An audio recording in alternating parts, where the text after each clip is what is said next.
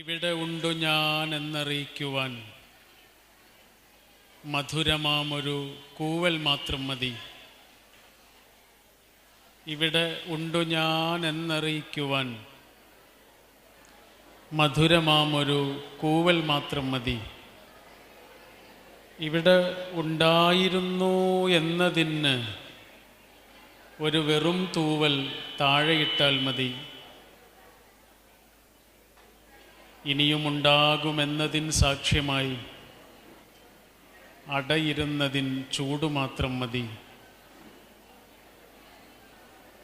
ഇനിയുമുണ്ടാകുമെന്നതിന് സാക്ഷ്യമായി അടയിരുന്നതിൻ ചൂടുമാത്രം മതി. ഇതിലുമേറെ ലളിതമായെങ്ങനെ കിളികൾ ആവിഷ്കരിക്കുന്നു ജീവന്. ഇതിലുമേറെ ലളിതമായെങ്ങനെ കിളികൾ ആവിഷ്കരിക്കുന്നു ജീവന്. അല്ല,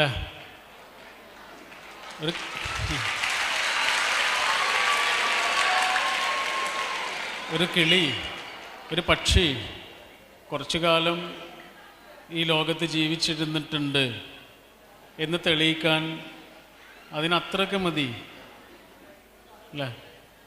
ഒരു മനുഷ്യനോ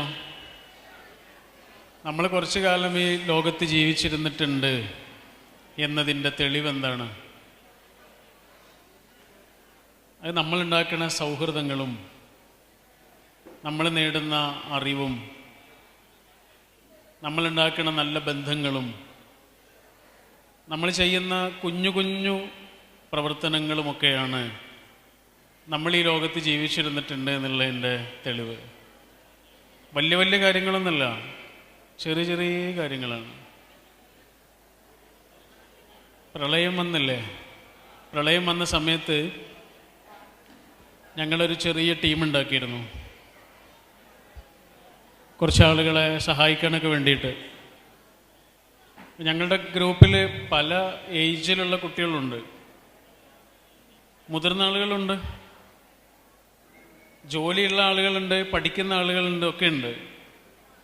അപ്പോൾ ഒരു ദിവസം നിങ്ങളുടെയൊക്കെ പ്രായത്തിലുള്ള ഒരു കുട്ടി ഉണ്ട് ഞങ്ങളുടെ കൂട്ടത്തിൽ. അവന് മുട്ടയടിച്ചു വന്നിട്ടുണ്ട്. നല്ല രസമുള്ള മുടിയാണ് അവൻ്റെ, പക്ഷെ എന്നിട്ടും അവൻ മുട്ടയടിച്ചിരിക്കണേ. അപ്പോൾ ഞങ്ങൾ ചോദിച്ചു, നീ എന്തിനാണ് മുട്ടയടിച്ചത്? അപ്പോൾ അവൻ പറഞ്ഞ്, ഞാൻ ഉമ്മാനോട് മുടി വെട്ടാൻ വേണ്ടി പൈസ ചോദിച്ചു. ഉമ്മ എനിക്ക് 70 രൂപ തന്ന്.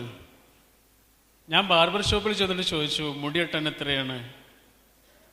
അവരെന്നോട് പറഞ്ഞു 70 റുപ്യാണ്. മുട്ടയടിക്കാനോ? മുട്ടയടിക്കാൻ 50 റുപ്യ മതി. അപ്പം ഞാൻ അവരോട് മുട്ടയടിക്കാൻ പറഞ്ഞു. ബാക്കി 20 റുപ്യ ഉണ്ട്, അത് നിങ്ങളുടെ ഈ ഫണ്ടിലേക്ക് തരാൻ വേണ്ടിയിട്ട് ഞാൻ കൊണ്ടുവന്നതാണ്.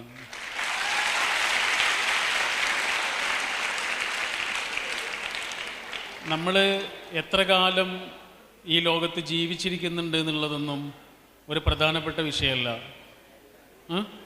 ജീവിച്ചിരിക്കുന്ന കാലത്ത് നമ്മൾ എന്ത് ചെയ്യുന്നു എന്നുള്ളതാണ് പ്രധാനപ്പെട്ട വിഷയം.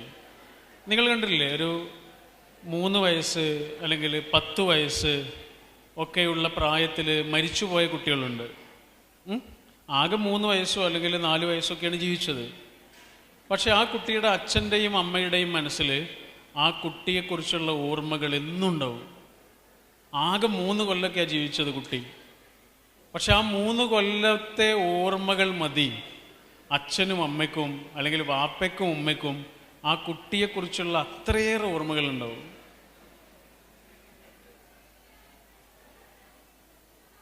കേൾക്കണില്ലേ? എന്താ പറഞ്ഞേ? ആകെ 3 വയസ്സ് വരെയൊക്കെ ജീവിച്ചിട്ടുണ്ടാവുള്ളൂ. പക്ഷെ ആ 3 വയസ്സിൻ്റെ ഓർമ്മകൾ ആ കുട്ടിയുടെ അച്ഛൻ്റെയും അമ്മയുടെയും മനസ്സിൽ അത്രയും നിറഞ്ഞു നിൽക്കുന്നുണ്ടാവും. അപ്പം കുറേ കാലം ജീവിച്ചിരിക്കുന്നിടത്തൊന്നുമല്ല, പിന്നെയോ ജീവിച്ചിരിക്കുന്ന സമയത്ത് നമ്മൾ എന്ത് ചെയ്തു എന്നുള്ളതാണ് പ്രധാനം. ഒരാളിങ്ങനെ ജീവിച്ചിരിക്കുന്നതിന് ചില മിഷനുണ്ട്, ചില ലക്ഷ്യങ്ങളുണ്ട്. ഞാൻ എന്തിനാണോ ജീവിച്ചിരിക്കുന്നത് ആ ലക്ഷ്യത്തിന് വേണ്ടിയല്ല നിങ്ങൾ ജീവിച്ചിരിക്കുന്നത്. ഓരോ ആൾക്കും ഓരോ തരത്തിലുള്ള മിഷനുണ്ട്, ശരിയല്ലേ? അതുകൊണ്ടാണ് ഓരോ ആൾക്കും ഓരോ തരത്തിലുള്ള ടേസ്റ്റ് ഉണ്ടാവുന്നത്. അല്ലേ? ചില ആളുകൾക്ക് പൊറോട്ട ഭയങ്കര ഇഷ്ടമായിരിക്കും, ചില ആളുകൾക്ക് അപ്പം മാത്രമേ ഇഷ്ടം ഉണ്ടാവുള്ളൂ, ചില ആളുകൾക്ക് ചായ ഇഷ്ടം ഉണ്ടാവുള്ളൂ, ചില ആളുകൾക്ക് കാപ്പി മാത്രമേ കുടിക്കുള്ളൂ. കണ്ടിട്ടില്ല അങ്ങനത്തെ ആളുകൾ? അതെന്തുണ്ടാ? നമ്മളതിൻ്റെ പേരിൽ വഴക്കൊന്നും കൂടാറില്ല. നമുക്കറിയാം ചില ആളുകൾക്ക് ചായയാണ്, ചില ആളുകൾക്ക് കാപ്പിയാണെന്നൊക്കെ. അതെന്തുകൊണ്ടാണെന്നറിയോ? ഓരോ ആളുകൾക്കും ഓരോ തരത്തിലുള്ള ടേസ്റ്റ് കൊടുത്തതിൻ്റെ കാരണം ഓരോ ആളുകൾക്കും ഓരോ തരത്തിലുള്ള മിഷനാണുള്ളത്. ഓരോ ആളുകൾക്കും ഓരോ തരത്തിലുള്ള രുചിയും അഭിരുചിയുമാണുള്ളത്. അത് ഭക്ഷണത്തിൻ്റെ കാര്യത്തിലുള്ള വ്യത്യാസം പോലെ തന്നെ എല്ലാ കാര്യങ്ങളിലും ഉണ്ടാവും. അതെന്തുകൊണ്ടാണെന്നറിയോ? ഓരോ ആളുകൾക്കും ചെയ്യാനുള്ളത് ഓരോ കാര്യങ്ങളാണ്. എനിക്കെന്താണ് ചെയ്യാനുള്ളത് എന്ന് ഞാൻ കണ്ടെത്തണം, അത് ഞാൻ ചെയ്യണം. അപ്പോഴേ ഞാൻ ഹാപ്പി ആവുള്ളൂ. ഞാൻ ഹാപ്പി ആവുക എന്ന് പറഞ്ഞാൽ ഞാൻ മാത്രം ഹാപ്പി ആയാലും പോരാ, എൻ്റെ കൂടെയുള്ള മനുഷ്യന്മാരെയും ഞാൻ ഹാപ്പി ആക്കണം. അതിനെന്താ വേണ്ടതെന്നറിയോ? ആദ്യം ഞാൻ എന്നെ സ്നേഹിക്കണം. ഞാൻ എങ്ങനെയാണോ അങ്ങനെ ഞാൻ എന്നെ സ്നേഹിക്കണം. എനിക്കെങ്ങനെ ആകാനേ പറ്റുള്ളൂ. ഞാൻ എങ്ങനെയാണോ അങ്ങനെ എന്നെ സ്നേഹിക്കുന്നവരെ എനിക്ക് ആവശ്യമുള്ളൂ. എനിക്ക് ഓരോരുത്തർക്കനുസരിച്ച് മാറാനൊന്നും പറ്റില്ല. ഞാൻ എങ്ങനെയാണോ അങ്ങനെ ഞാൻ എന്നെ സ്നേഹിക്കണം. നിങ്ങളെങ്ങനെയാണോ അങ്ങനെ നിങ്ങൾ നിങ്ങളെ സ്നേഹിക്കണം. നമ്മുടെ കയ്യിലുള്ളത് എന്താണോ അതുകൊണ്ട്, നമ്മുടെ കൂടെയുള്ളത് ആരാണോ അവരോടൊപ്പം, നമ്മൾ ലോകത്ത് എവിടെയാണോ ഉള്ളത് അവിടെ വെച്ച് ജീവിതത്തെ ഒരു ആഘോഷമാക്കി മാറ്റണം. ഇതാണ് ആദ്യം വേണ്ടത്. പക്ഷെ മനുഷ്യന്മാരങ്ങനെയാണോ? ആണോ? അല്ല. നമ്മൾ കണ്ടുമുട്ടുന്ന അധികം മനുഷ്യന്മാരും ഒന്നുകിൽ ഇന്നലകളിൽ ജീവിക്കുന്ന ആളുകളാണ്. ഇന്നലത്തെ സങ്കടങ്ങളോ വേദനകളോ വിരഹമോ കുറ്റബോധമോ ആ സങ്കടങ്ങളിൽ പേറി നടക്കുന്ന ആളുകളാണ്. വേറൊരു കൂട്ടർ നാളെകളിൽ ജീവിക്കുന്ന ആളുകളാണ്. നാളെക്കുറിച്ചുള്ള ഭയം, പേടി, അല്ലേ? ഇന്ന് ജീവിക്കുന്ന ആളുകളോ വളരെ കുറവായിരിക്കും. ഈ നിമിഷത്തെ ആഘോഷിക്കുന്ന മനുഷ്യർ, ഈ സമയത്തെ ആഘോഷിക്കുന്ന മനുഷ്യർ വളരെ കുറവായിരിക്കും. മിസ്റ്റർ ബീൻ ഉണ്ട്, അല്ലേ? പിന്നെ ആരുള്ളത്? പിന്നെ ചെറിയ കുട്ടികളുണ്ടാവും. ചെറിയ കുട്ടികൾക്ക് ചെറിയ കാരണങ്ങൾ മതി, അവർ ഭയങ്കര ഹാപ്പി ആയിരിക്കും, അല്ലേ? അതെന്തുകൊണ്ടാണെന്നറിയോ? അവർക്ക് ഓർമ്മകളില്ല എന്നുള്ളതുകൊണ്ടാണ്. അവർക്ക് ഇന്നലകളെ കുറിച്ചുള്ള ഓർമ്മകളൊന്നുമില്ല. നമുക്കോ? നമ്മൾ ഓർമ്മകളിലാണ് ജീവിക്കുന്ന മനുഷ്യന്മാർ. അതുകൊണ്ട് ഈ നിമിഷത്തെ എൻ്റെ രസം മനുഷ്യന്മാർ അറിയാതെ പോവുക. നമ്മുടെ വീട്ടിലെ ഏറ്റവും നല്ല ബെഡ്ഷീറ്റ് അമ്മ നമുക്ക് തരുമോ? തരുമല്ലോ. ഏറ്റവും നല്ല പാത്രങ്ങൾ ഉമ്മ തരുമോ? തൊട്ടു പോകരുതെന്ന് പറയാം. അതിങ്ങനെ അലമാരയിൽ വളരെ വൃത്തിയാക്കിയിട്ട് വെച്ചിട്ടുണ്ടാവും, അല്ലേ? ഏറ്റവും നല്ല ടേബിൾ ഷീറ്റ് വീട്ടിൽ വിരിച്ചിട്ടുണ്ടാവുമോ? വീട്ടിലുണ്ടാവില്ല. എന്നിട്ട് എന്താ പറയാ? ഉമ്മ ആരോ വരാനുണ്ട് എന്നാ പറയാം, അല്ലേ? ആരും വരാനില്ല. നമ്മുടെ ജീവിതത്തിലെ ഏറ്റവും നല്ല അതിഥി നമ്മൾ തന്നെയാണ്. എൻ്റെ ജീവിതത്തിലേക്ക് വരാവുന്ന ഏറ്റവും നല്ല ഗസ്റ്റാണ് ഞാൻ. ഈ ഒരു തിരിച്ചറിവ് ഒരാൾക്ക് എപ്പോഴാണ് ഉണ്ടാവുന്നത്?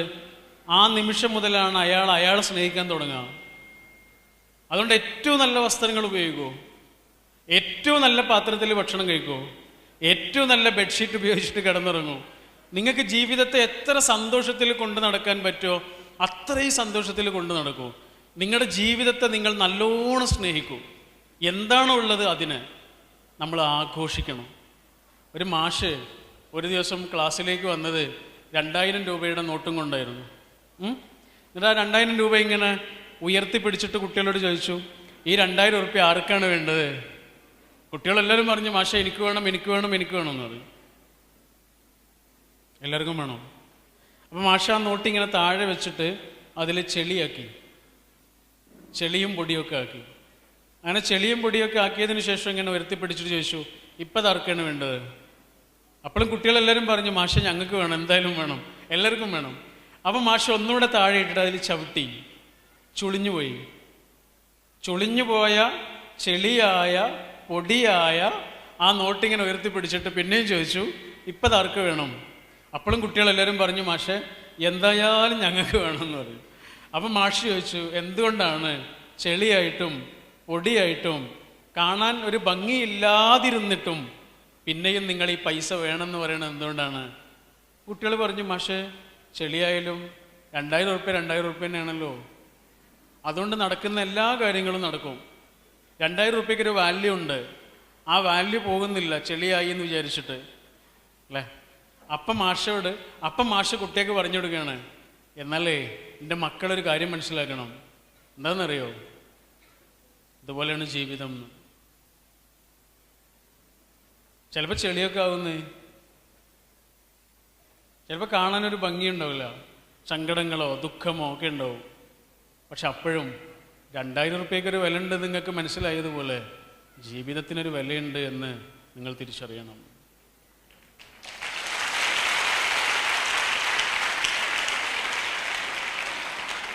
ഈ നമ്മൾ അനുഭവിക്കുന്നത് എന്താണോ അതിനെ നമ്മൾ ആഘോഷിക്കണം.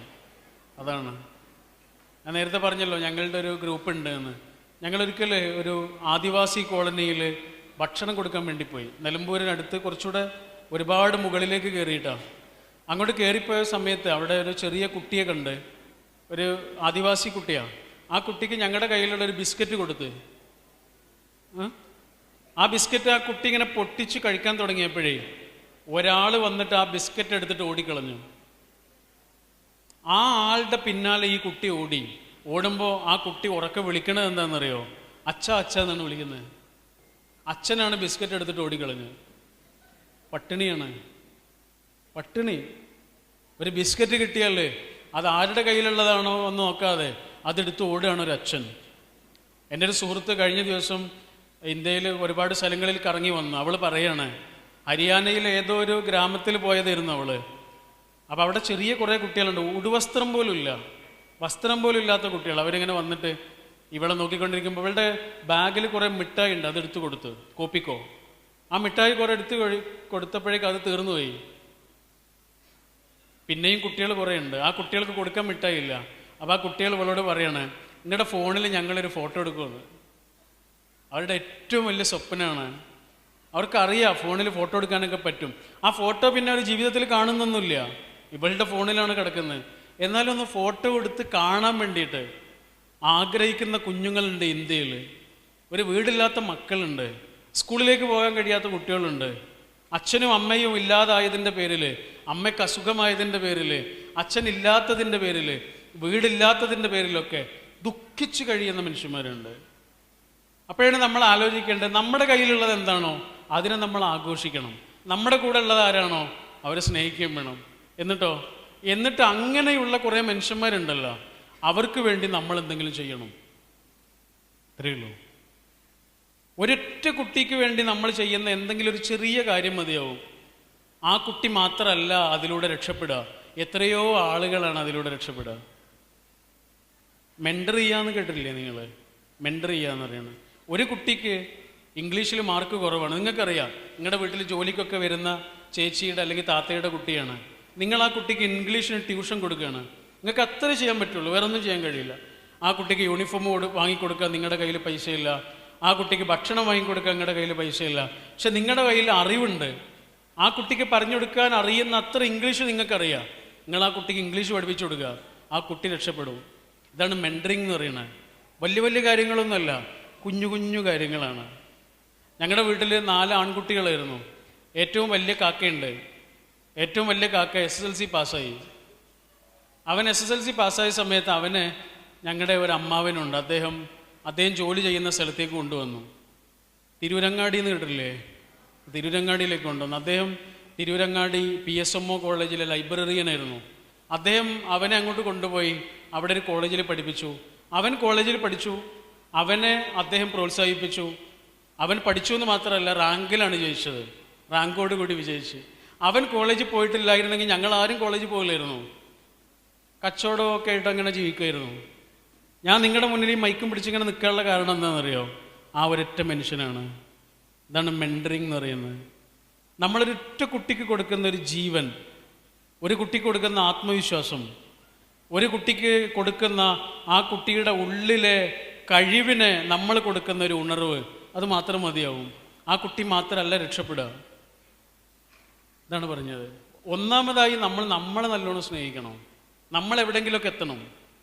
അതാണ്, നമ്മളെവിടെങ്കിലുമൊക്കെ എത്തണം. അതിന് കഴിയുന്ന സാധ്യതകൾ നമ്മുടെ ഉള്ളിലുണ്ട്.